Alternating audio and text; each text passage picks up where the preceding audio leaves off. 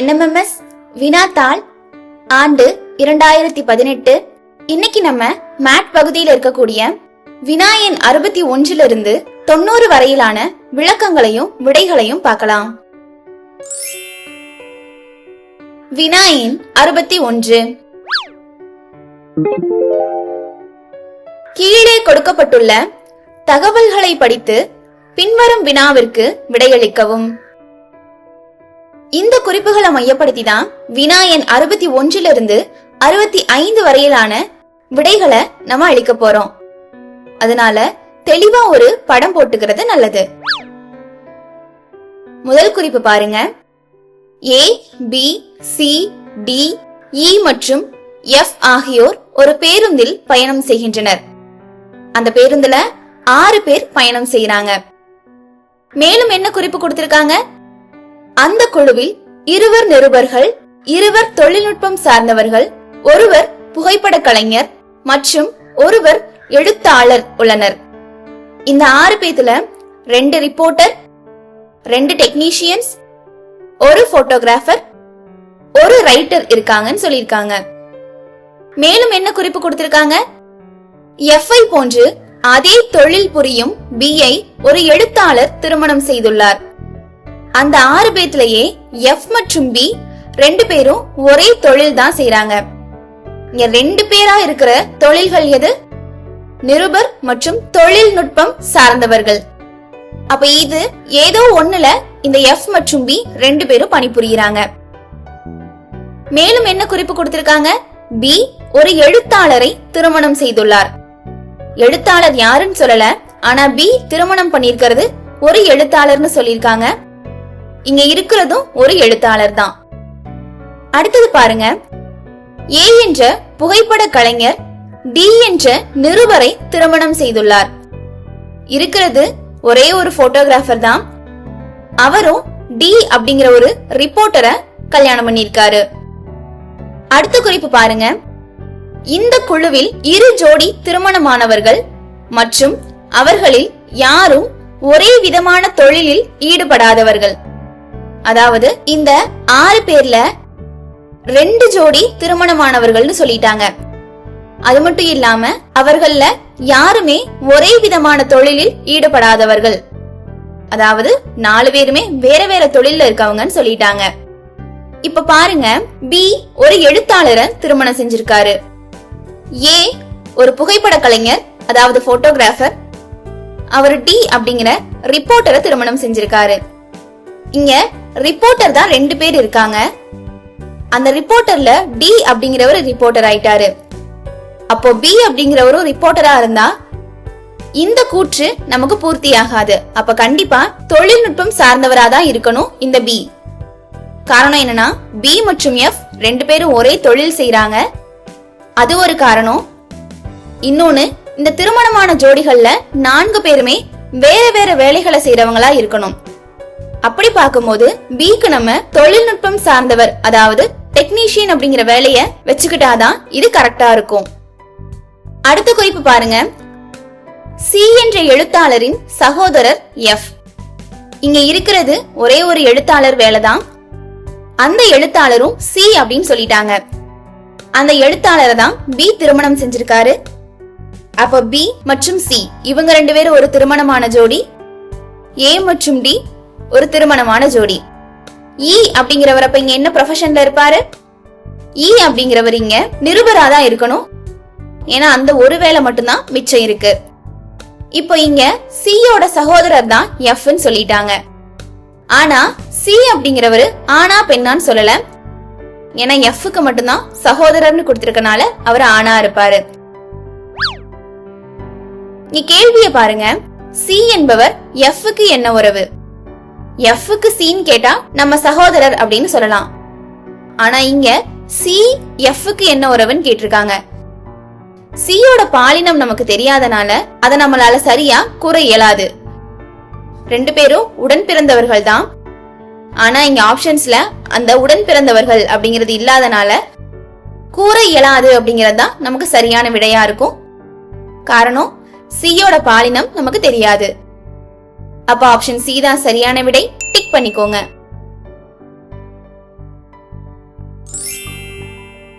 வினா எண் 62. கீழ்கண்டவர்களில் எந்த ஜோடி தம்பதியர்கள் ஆவர்? ஏற்கனவே சொன்னோம், பி அப்படிங்கிறவங்க சி அப்படிங்கிற எழுத்தாளரை திருமணம் செஞ்சிருக்காங்க. அப்ப அவங்க ஒரு ஜோடி. ஏ அப்படிங்கிற ஒரு போட்டோகிராஃபர் டி அப்படிங்கிற நிருபரை திருமணம் செஞ்சிருக்காங்க. அப்ப ஏ மற்றும் டி ஒரு ஜோடி. அப்ப ஆப்ஷன் ஏல கொடுத்திருக்க ஏடி மற்றும் பிசி தான் சரியான விடை. டிக் பண்ணிக்கோங்க.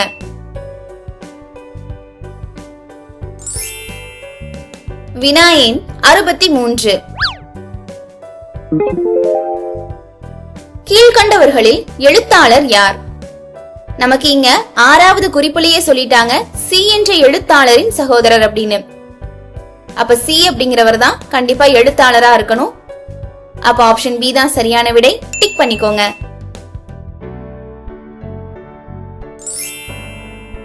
வினா எண் 64. கீழ்கண்டவர்களில் புகைப்பட கலைஞர் யார்? இங்க கொடுத்திருக்கிறதுல ஒரு புகைப்பட கலைஞர் தான் இருக்காருன்னு சொல்லிட்டாங்க. 4வது குறிப்பு பாருங்க, ஏ என்ற புகைப்பட கலைஞர்னு அங்கேயே விடை இருக்கு.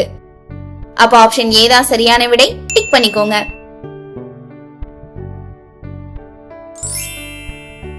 வினா எண் 65.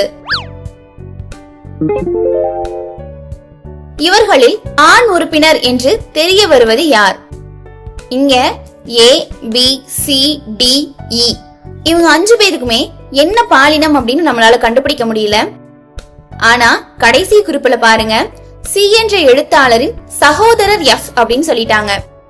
அப்ப எஃப்ங்கிறது சகோதரர் அப்படிங்கறனால அவர் கண்டிப்பா ஆண் பாலினமா தான் இருக்கணும். அப்ப ஆப்ஷன் டி தான் சரியான விடை. டிக் பண்ணிக்கோங்க.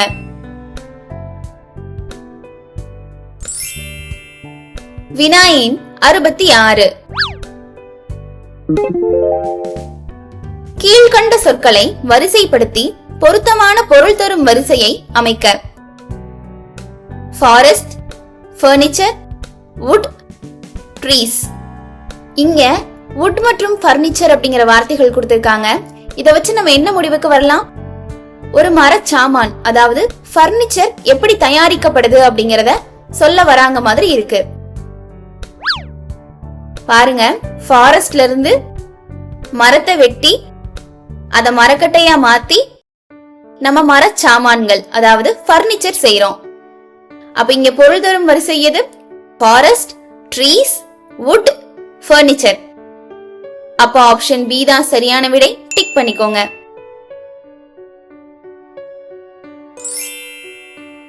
வினா எண் 67. கீழ்கண்ட சொற்களை வரிசைப்படுத்தி பொருத்தமான பொருள் தரும் வரிசையை அமைக்க. School, child, employment, college. இங்க நமக்கு பரிச்சயமான வார்த்தைகள் எது? School, college. நம்ம ஸ்கூல் படிச்சுட்டு தான் காலேஜுக்கு போவோம். பாருங்க, குழந்தையா இருந்து பள்ளிக்கூடத்துக்கு போய் அங்கிருந்து கல்லூரிக்கு போய் கல்லூரியில படிச்சு முடிச்சதுக்கு அப்புறம் தான் நம்ம வேலைக்கு போவோம்.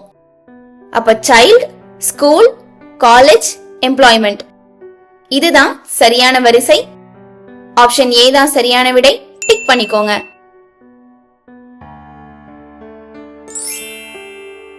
வினா எண் 68.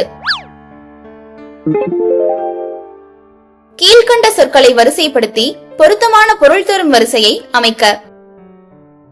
Post box, transportation, letter, delivery.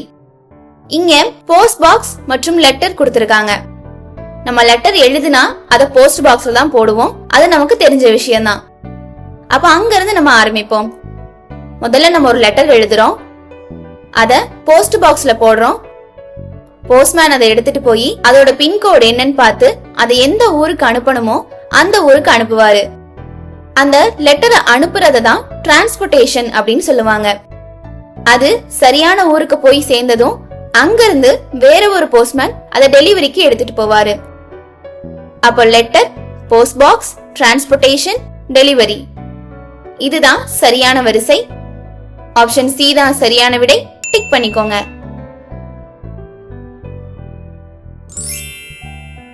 வினா எண் 69. பிற்பகல் 2 மணியை கடிகாரத்தின் மணி மற்றும் நிமிட முட்களுக்கிடையே காட்டும் குறுங்கோணம் என்ன? நமக்கு ஏற்கனவே தெரியும், கடிகாரத்தோட மொத்த கோணம் 360 டிகிரி. காரணம், கடிகாரத்தோட முட்கள் வட்ட பாதையில தான் சுற்றும். அப்ப வட்டத்தோட மொத்த கோணம் 360னா கடிகாரத்துக்கும் 360 தான். 1 மணி நேரத்துல சிறிய முள் கடக்கும் தொலைவு எவ்வளோ? மொத்தமா கடிகாரத்துல 12 மணி நேரங்கள் குறிக்கப்பட்டிருக்கும். கடிகாரத்தோட மொத்த கோணம் 360 டிகிரி. 360/12, அதாவது 30 டிகிரி சுத்தும். இங்க பிற்பகல் 2 மணி அப்படின்னு சொல்லியிருக்காங்க. பிற்பகல் 2 மணினா மணிமுள் கரெக்டா 2க்கு நேரா இருக்கும், நிமிடமுள் 12க்கு நேரா இருக்கும். அப்ப 2 மணி நேரத்தை இது கடந்திருக்கும். 1 மணி நேரத்துக்கு 30னா 2 மணி நேரத்துக்கு 2 × 30 60 டிகிரி. அப்ப இங்க ஆப்ஷன் டி 60 டிகிரி தான் சரியான விடை. டிக் பண்ணிக்கோங்க.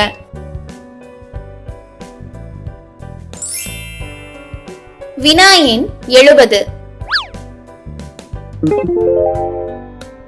ஒரு சுவர் கடிகாரம் 4 மணி அடிக்க 6 வினாடிகள் எடுத்துக்கொண்டால் 12 மணி அடிக்க எத்தனை வினாடிகள் ஆகும்? இங்க 4 மணி அடிக்க 6 வினாடிகள். அப்ப 12 மணி அடிக்க எத்தனை வினாடிகள்னு கேட்டிருக்காங்க. மணிகளோட எண்ணிக்கை அதிகமாக அது அந்த மணியை அடிக்க எடுத்துக்கொள்ற நேரமும் அதிகமாகும். அப்ப இது ஒன்னு அதிகரிக்கும் போது அதை சார்ந்த மற்றொன்றும் அதிகரிக்கிறனால நேர்மாறலா இருக்கும். அப்ப இங்க நம்ம 12 மணி அடிக்க எத்தனை வினாடிகள்னு கண்டுபிடிக்கணும். அந்த வினாடிகளை எக்ஸ்ன்னு வச்சுக்கோங்க. அப்ப x = 12 × 6 / 4. 12 6ஐயும் பெருக்கிட்டா 72, 4ஆல வகுத்துட்டா 18. அப்ப 12 மணி அடிக்க அந்த கடிகாரம் 18 வினாடிகளை எடுத்துக்கும். ஆப்ஷன் பி தான் சரியான விடை. டிக் பண்ணிக்கோங்க.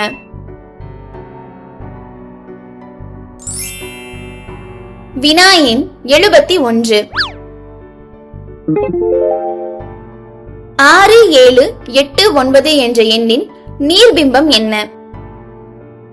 நீர்பிம்பம் அப்படின்னாலே அது தலைகீழ் மாற்றத்தை தான் ஏற்படுத்தும், இடவல மாற்றத்தை ஏற்படுத்தாது. இங்க 7 அப்படிங்கிற ஒரு எண் கொடுத்திருக்காங்க. அந்த எண் தலைகீழ் மாற்றம் அடைஞ்சா எப்படி இருக்கும்? மேல இருக்கக்கூடிய அந்த கிடைமட்ட கோடு மாதிரி இருக்கிறது கீழே வந்துரும். கீழே வந்த மாதிரி இருக்க ஆப்ஷன் எது? ஆப்ஷன் பி மற்றும் சி மட்டும்தான். இது ரெண்டையும் இப்ப பாருங்க. இது ரெண்டுலயுமே 7 எப்படி அமைஞ்சிருக்கு? ஆப்ஷன் சி பாருங்க. 7ஓட பிம்பம் தலைகீழ் மாற்றம் அடைந்து திரும்பவும் இடவல மாற்றம் அடைந்த மாதிரி இருக்கு. அப்படி இருக்க கூடாது. 7ஓட பிம்பம் வெறும் தலைகீழ் மாற்றத்துக்கு மட்டும்தான் உட்பட்டு இருக்கணும். அந்த மாதிரி இருக்கிறது ஆப்ஷன் பி மட்டும்தான். அப்ப ஆப்ஷன் பி தான் இங்க சரியான விடை. டிக் பண்ணிக்கோங்க.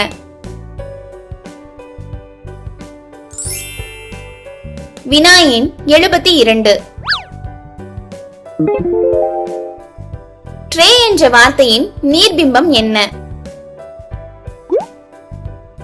நீர்பிம்பம் அப்படின்னாலே தலைகீழ் மாற்றங்கள் மட்டும்தான் இருக்கணும்.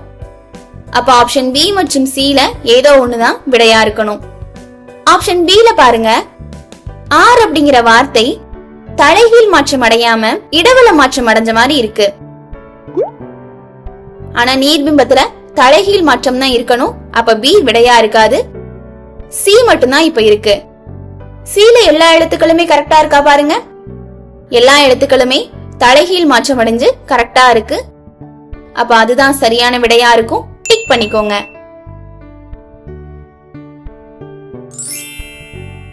வினா எண் 73. 4, 6, 7, 3 என்ற எண்ணின் கண்ணாடி பிம்பம் என்ன? இங்க கொடுத்திருக்கிறதெல்லாம் பாருங்க. எல்லா எண்களுமே தனித்தனியா இடவல மாற்றம் அடைந்த மாதிரி இருக்கு. அப்ப ஒவ்வொரு எண்களையும் தனித்தனியா நம்ம எடுத்து இடவல மாற்றத்துக்கு உட்படுத்தி தான் விடை கண்டுபிடிக்கணும். ஆப்ஷன் சில பாருங்க, 3 அப்படிங்கிற எண் இடவல மாற்றத்துக்கு உட்படாம நேராவே இருக்கு. அப்ப அது கண்டிப்பா விடையா இருக்காது. அதே மாதிரிதான் ஆப்ஷன் டிலயும் 3 நேராவே இருக்கு. அப்ப அது பிம்பமா இருக்க வாய்ப்பில்லை. அப்ப ஆப்ஷன் ஏ மற்றும் பி மட்டும் பாருங்க. ரெண்டுலயுமே 4ஓட பிம்பம் கரெக்டா இருக்கு. அடுத்ததா 6ஓட பிம்பம் பாருங்க. ஆப்ஷன் B-ல 6ஓட பிம்பம் 9ஓட பிம்பம் மாதிரி அமைஞ்சிருக்கு. ஆனா நமக்கு தலைகீழ் மாற்றத்துல மட்டும்தான் 6 9ஆ தெரியும். அப்ப ஆப்ஷன் B விடையா இருக்க வாய்ப்பில்லை. ஆப்ஷன் A தான் சரியான விடை. டிக் பண்ணிக்கோங்க.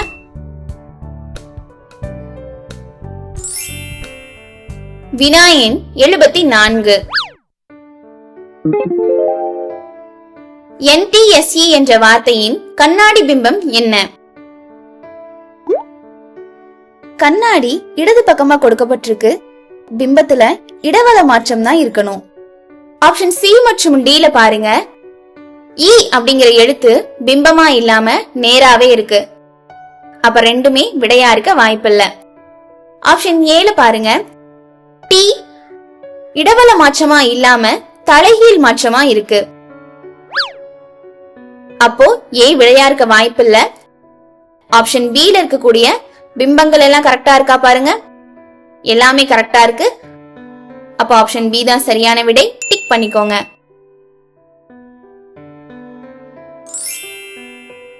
வினா எண் 75. ஒரு பகடையின் இரு வெவ்வேறு நிலைகள் தரப்பட்டுள்ளன. அதில் 4க்கு நேரெதிராக உள்ள எண் எது?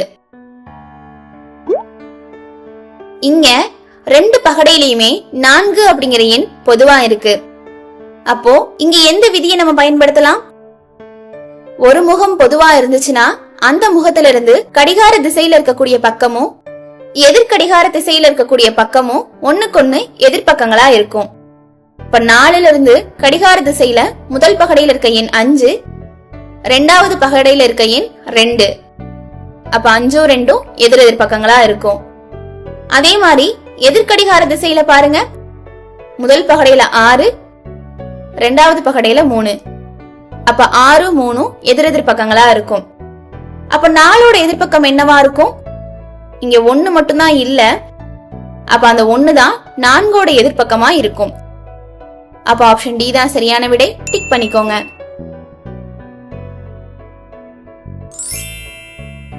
வினா எண் 76. படத்தில் உள்ள முக்கோணங்களின் எண்ணிக்கை. முதல்ல இந்த படத்துல தனித்தனியா எத்தனை முக்கோணங்கள் இருக்கு? 6 முக்கோணங்கள். அடுத்ததா 2 முக்கோணமா சேர்த்து பாருங்க. 2 முக்கோணங்கள் கிடைக்குது. அடுத்ததா 3 முக்கோணங்களா சேர்த்து பாருங்க. அப்ப மூலை விட்டத்தை பிரிக்கிற மாதிரி நமக்கு 4 முக்கோணங்கள் கிடைக்குது.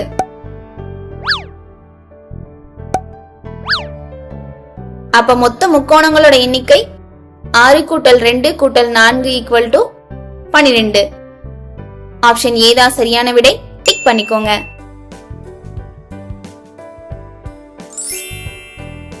வினா எண் 77. படத்தின் கண்ணாடி பிம்பம் என்ன? இங்க ஒரு கடிகாரம் கொடுத்திருக்காங்க. அதுக்கு வலப்பக்கத்துல கண்ணாடி இருக்கு. அப்ப கண்டிப்பா இந்த இடத்துல இடவல மாற்றம் தான் அடையும். அப்ப சின்ன முள் நேரா இருக்கக்கூடிய பிம்பத்துல எங்க இருக்கு? 1க்கும் 2க்கும் நடுவுல இருக்கும். அப்போ அது பிம்பத்துல எந்த எண் கிட்ட இருக்கணும்? 10க்கும் 11க்கும் நடுவுல இருக்கும். நேரான பிம்பத்துல பெரிய முள் 7 கிட்ட இருக்க மாதிரி இருக்கு. அப்ப கண்ணாடி பிம்பத்துல அது 5 கிட்ட இருக்க மாதிரி இருக்கணும். ஆப்ஷன் A-ல தான் அது 5 கிட்ட இருக்க மாதிரி இருக்கு. அப்ப ஆப்ஷன் A தான் சரியான விடை. டிக் பண்ணிக்கோங்க.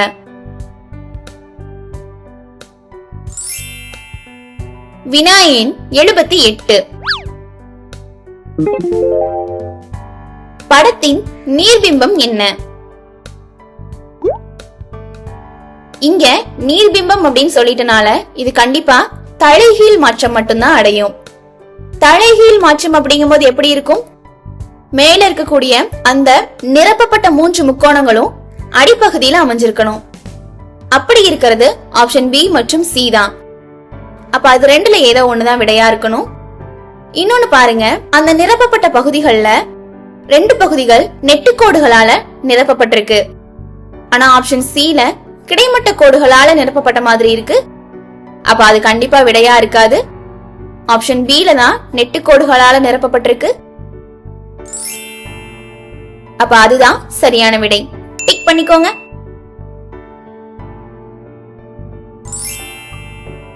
வினா எண் 79.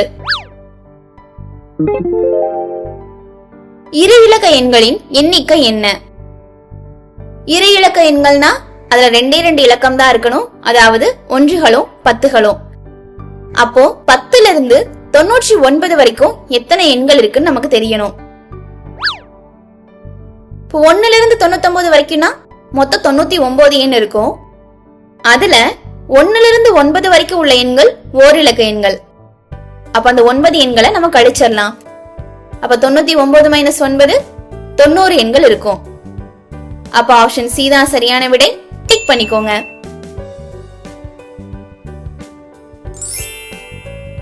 வினா எண் 80.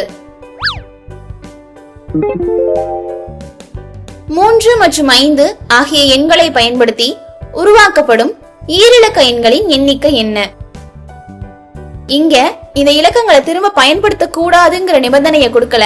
அப்ப நம்ம திரும்பவும் பயன்படுத்திக்கலாம். இப்ப 3 மற்றும் 5னா 2 எண்கள் இருக்கு. அப்ப இதோட வாய்ப்புகள் எப்படி இருக்கும்?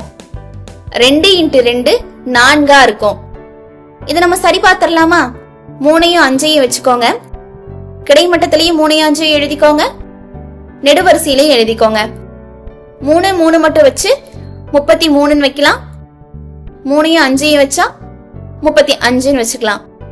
அதே மாதிரி 5 3னா 53, 5 5னா 55. அப்ப நம்ம கண்டுபிடிச்ச 4 அப்படிங்கிற விடை சரிதான். ஆப்ஷன் டி டிக் பண்ணிக்கோங்க.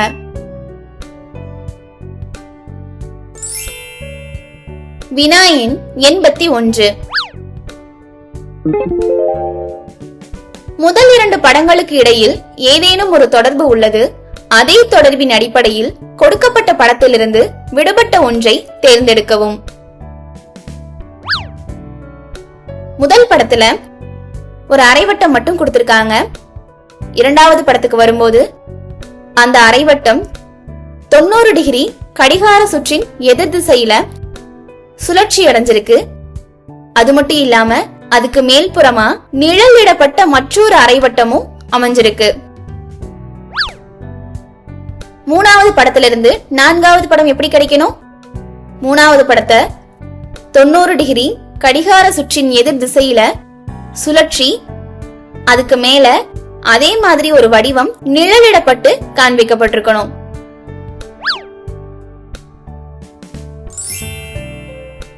அப்படி இங்க என்ன படம் இருக்கு? ஆப்ஷன் டி ல மட்டும்தான் இருக்கு. டிக் பண்ணிக்கோங்க.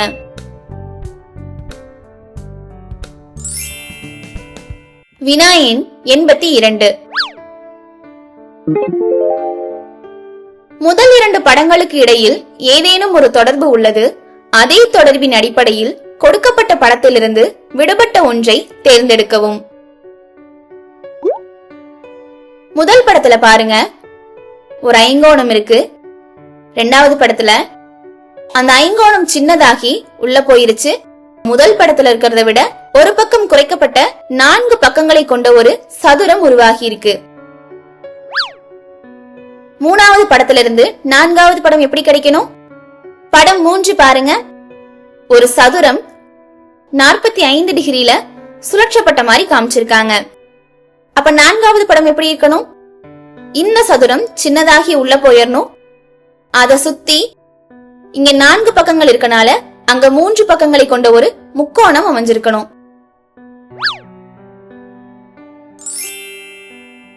அந்த மாதிரி படம் இங்க எங்க இருக்கு? ஆப்ஷன் ஏல தான் இருக்கு. டிக் பண்ணிக்கோங்க.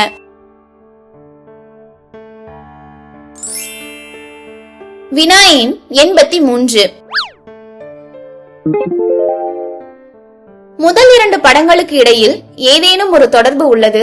அதே தொடர்பின் அடிப்படையில் கொடுக்கப்பட்ட படத்திலிருந்து விடுபட்ட ஒன்றை தேர்ந்தெடுக்கவும். இங்க முதல் படத்துல பாருங்க, எஸ் மாதிரியான ஒரு வடிவம். இரண்டாவது படத்துல அதோட கண்ணாடி பிம்பம். மூணாவது படத்துல இருந்து நான்காவது படம் எப்படி கிடைக்கணும்? அப்ப மூணாவது படத்துல இருக்கக்கூடிய F மாதிரியான வடிவத்துக்கு கண்ணாடி பிம்பம் தான் நான்காவது படத்துல அமையணும். அப்ப ஆப்ஷன் டி தான் சரியான விடை. டிக் பண்ணிக்கோங்க.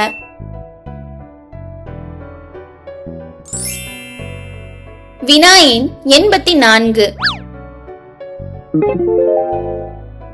முதல் 2 படங்களுக்கு இடையில் ஏதேனும் ஒரு தொடர்பு உள்ளது. அதே தொடர்பின் அடிப்படையில் கொடுக்கப்பட்ட படத்திலிருந்து விடுபட்ட ஒன்றை தேர்ந்தெடுக்கவும்.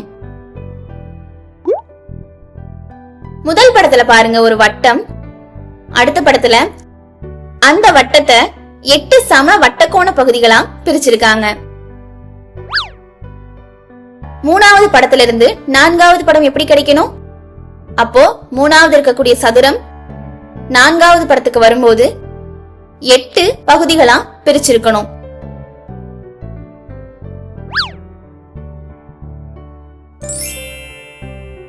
இங்க 8 பகுதிகளா பிரிக்கப்பட்ட சதுரம் எங்க இருக்கு? ஆப்ஷன் C மட்டும்தான் இருக்கு. டிக் பண்ணிக்கோங்க.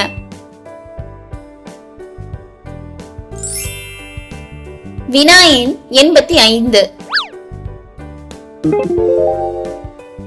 முதல் 2 படங்களுக்கு இடையில் ஏதேனும் ஒரு தொடர்பு உள்ளது. அதே தொடர்பின் அடிப்படையில் கொடுக்கப்பட்ட படத்திலிருந்து விடுபட்ட ஒன்றை தேர்ந்தெடுக்கவும். முதல் படத்துல பாருங்க, ஒரு வட்டம் 4 கால் பகுதிகளா பிரிக்கப்பட்டிருக்கு. இரண்டாவது படத்துல அந்த வட்டத்தோட மையத்துல ஒரு சிறு வட்டம் தோன்றி அந்த சிறு வட்டத்துக்கு உள்ள எந்த கோடுகளும் அமையாத மாதிரி இருக்கு. மூணாவது படத்துல இருந்து நான்காவது படம் எப்படி கிடைக்கணும்? அதே மாதிரி மூணாவது படம் பாருங்க, ஒரு சதுரம் மூலைவிட்ட கோடுகளால பிரிக்கப்பட்டிருக்கு. நான்காவது படத்துல அப்ப எப்படி இருக்கணும்? அதோட மையத்துல ஒரு சிறிய சதுரம் உருவாகணும். அதே நேரத்துல அந்த சதுரத்துக்குள்ள எந்த கோட்டு துண்டுகளும் இருக்கக்கூடாது. அப்ப ஆப்ஷன் டி தான் இங்க சரியான விடை. டிக் பண்ணிக்கோங்க.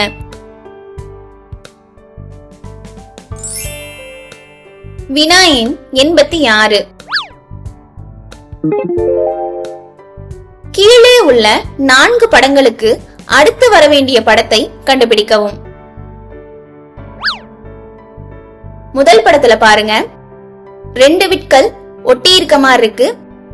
அடுத்து ஒரு குட்டி வில் மட்டும் தோன்றி இருக்கு. இரண்டாவது படத்துல புதுசா தோன்றின அந்த குட்டி வில் கீழே வந்துருச்சு. மூணாவது படத்துக்கு வரும்போது அடுத்து ஒரு குட்டி வில் மட்டும் தோன்றி இருக்கு. அப்ப நான்காவது படம் பாருங்க, மூணாவது படத்து கூட ஒரே ஒரு குட்டி வில் மட்டும் சேர்ந்த மாதிரி இருக்கு. அப்ப அடுத்த படத்துல அந்த குட்டி வில் கீழே நகர்த்தப்படணும்.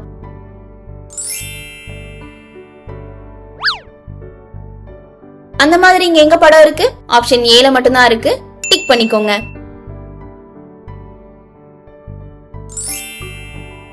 வினா எண் 87. கீழே உள்ள 4 படங்களுக்கு அடுத்து வர வேண்டிய படத்தை கண்டுபிடிக்கவும். இங்க முதல் படத்துல பாருங்க, ஒரு செவ்வகத்துக்கு உள்ள ஒரு அம்புக்குறி இருக்கு, அதுக்கு வெளியில ஒரு அம்புக்குறி இருக்கு. இப்ப வெளியில இருக்க அம்புக்குறி பாருங்க, அடுத்தடுத்த படங்கள்ல 90 டிகிரி சுழற்சி அடைஞ்சிட்டே இருக்க மாதிரி இருக்கு.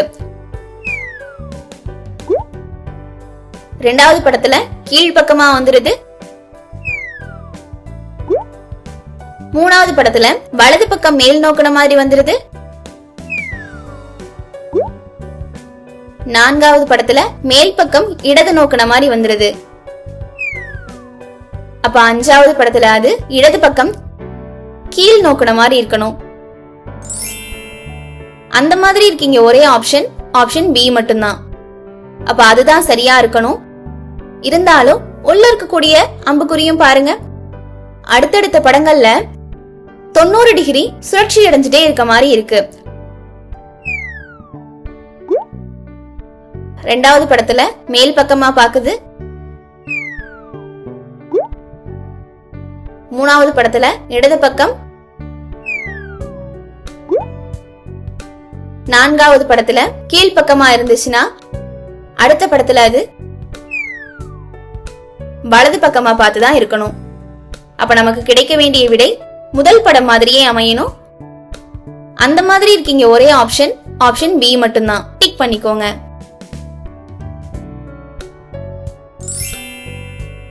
வினா எண் 88.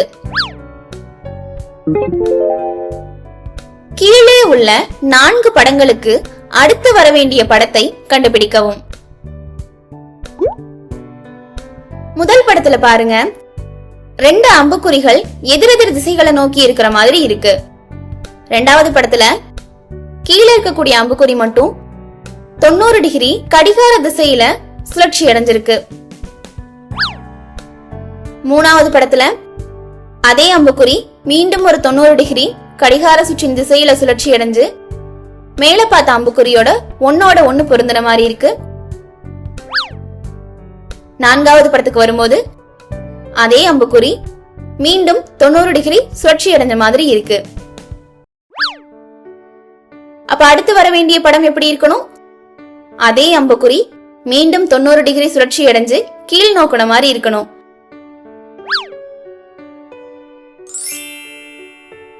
அப்படி இருக்க படம் எது? ஆப்ஷன் சி தான். டிக் பண்ணிக்கோங்க.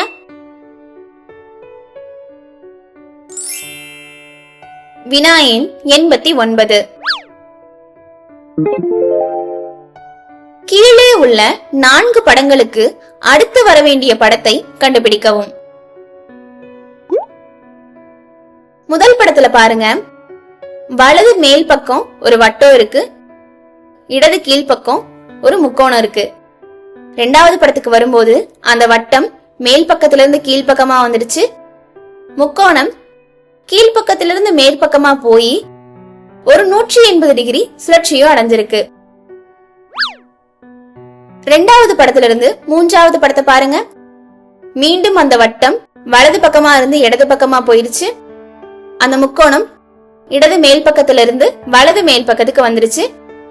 அது மட்டும் இல்லாம 180 டிகிரி சுழற்றப்பட்டிருக்கு. இதுல இருந்து நான்காவது படம் பாருங்க, வட்டம் மீண்டும் இடது கீழ்பக்கத்திலிருந்து இடது மேல் பக்கத்துக்கு போயிருச்சு, முக்கோணம் வலது மேல் பக்கத்துல இருந்தது வலது கீழ்பக்கத்துக்கு வந்துருச்சு, 180 டிகிரி சுழற்சியும் அடைஞ்சிருச்சு. அப்ப ஐந்தாவது படம் எப்படி இருக்கணும்? வட்டம் இடது மேல் பக்கத்திலிருந்து வலது மேல் பக்கத்துக்கு வரணும், முக்கோணம் வலது கீழ்பக்கத்துல இருந்து இடது கீழ்பக்கத்துக்கு வரணும், அது மட்டும் இல்லாம அது 180 டிகிரி சுழற்சியும் அடையணும். அப்ப நமக்கு கிடைக்கக்கூடிய படம் முதல் படம் மாதிரியே இருக்கணும். ஆப்ஷன் டி தான் அப்படி இருக்கு. டிக் பண்ணிக்கோங்க.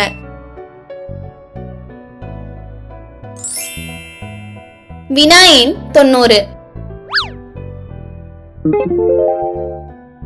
கீழே உள்ள 4 படங்களுக்கு அடுத்து வர வேண்டிய படத்தை கண்டுபிடிக்கவும். இங்க பாருங்க, முதல் மற்றும் மூன்றாவது படம் ஒரே மாதிரி இருக்கு, 2 மற்றும் 4வது படம் ஒரே மாதிரி இருக்கு. அப்ப இதை நம்ம இரட்டை தொடர் மாதிரி வச்சுக்கலாம். அப்ப நம்ம கண்டுபிடிக்க வேண்டியது 5வது படம் முதல் தொடர்ல இருக்கக்கூடியது. அப்ப நம்ம முதல் படத்துல இருந்து 3வது படம் எப்படி இருக்குன்னு கண்டுபிடிச்சிட்டா 3ல இருந்து 5 கண்டுபிடிச்சிடலாம். முதல் படத்தை 90 டிகிரி எதிர் கடிகார திசையில சுழற்றுனா நமக்கு 3வது படம் கிடைச்சிரும். அப்ப 3வது படத்தை எதிர் கடிகார சுற்றின் திசையில சுழற்றுனா நமக்கு 5வது படம் கிடைச்சிரும். 5வது படத்துல அந்த வட்டத்தில் இருக்கக்கூடிய கோடுகள் கீழ்பக்கமா அமையணும். அப்ப ஆப்ஷன் பி தான் சரியான விடை. டிக் பண்ணிக்கோங்க.